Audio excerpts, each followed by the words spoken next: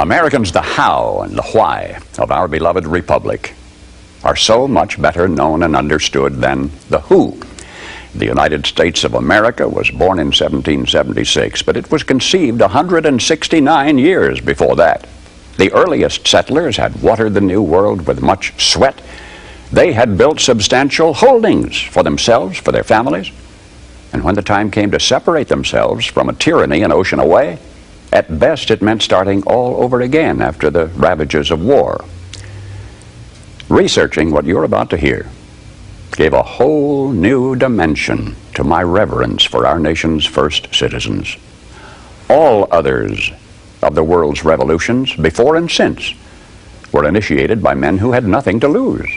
Nothing to lose. Our founders had everything to lose and nothing to gain, except one thing.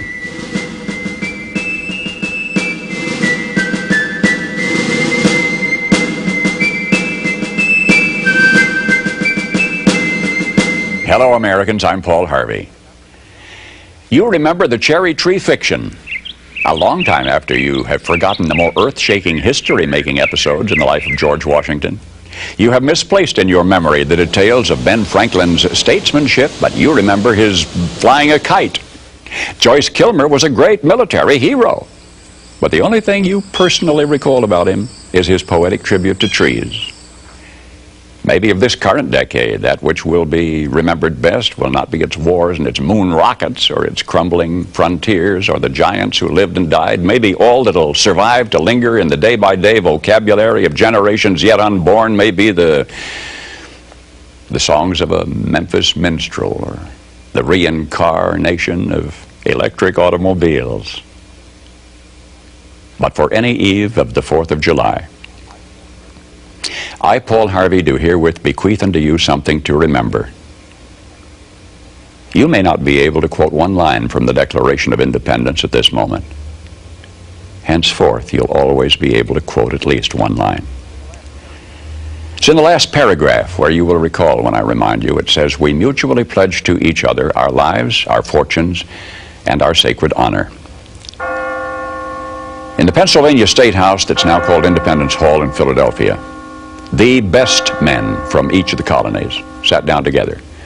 This was a very fortunate hour in our nation's history, one of those rare occasions in the lives of men when we had greatness to spare. These were men of means, well-educated. 24 were lawyers and jurists. 9 were farmers, owners of large plantations.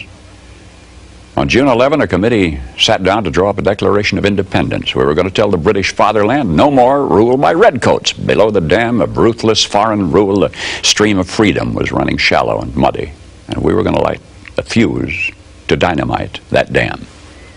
This pact, as Burke later put it, was a partnership between the living and the dead and the yet unborn.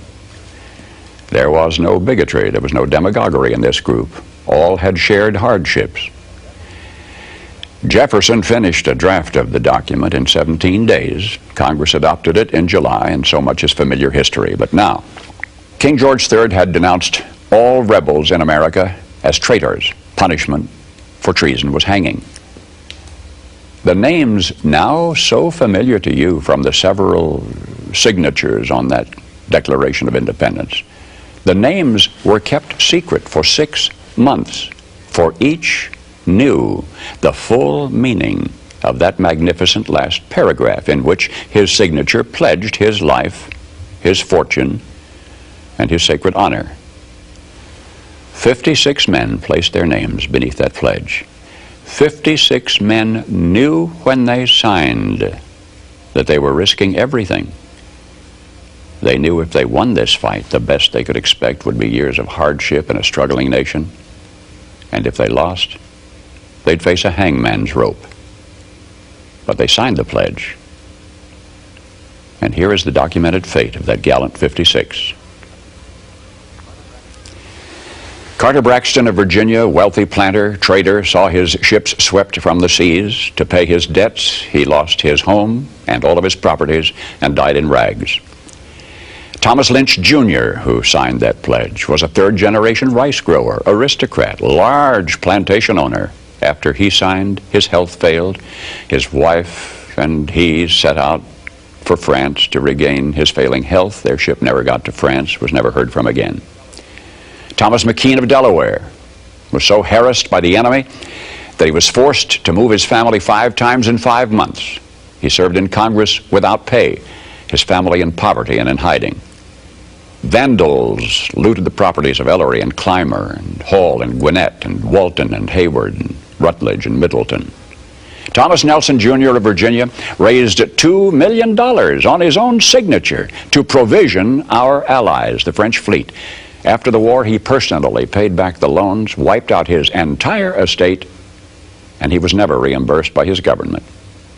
In the final battle for Yorktown, he, Nelson, urged General Washington to fire on his, Nelson's, own home, which was occupied by Cornwallis. It was destroyed. Thomas Nelson Jr. had pledged his life, his fortune, and his sacred honor. The Hessians seized the home of Francis Hopkinson of New Jersey. Francis Lewis had his home and everything destroyed, his wife imprisoned. She died within a few months. Richard Stockton, who signed that declaration, was captured, mistreated, his health broken to the extent that he died at 51. His estate was pillaged. Thomas Hayward Jr. was captured when Charleston fell. John Hart was driven from his wife's bedside while she was dying. Their 13 children fled in all directions for their lives. His fields and grist mill were laid waste. For more than a year he lived in forests and caves and returned home after the war to find his wife dead, his children gone, his properties gone, and he died a few weeks later of exhaustion and a broken heart. Lewis Morris saw his land destroyed, his family scattered. Philip Livingston died within a few months from the hardships of the war. John Hancock, history remembers best due to a quirk of fate rather than anything he stood for, that great sweeping signature attesting to his vanity, towers over the others, one of the wealthiest men in New England. And yet he stood outside Boston one terrible night of the war, and he said, "Burn Boston, though it makes John Hancock a beggar, if the public good requires it." So he too lived up to the pledge.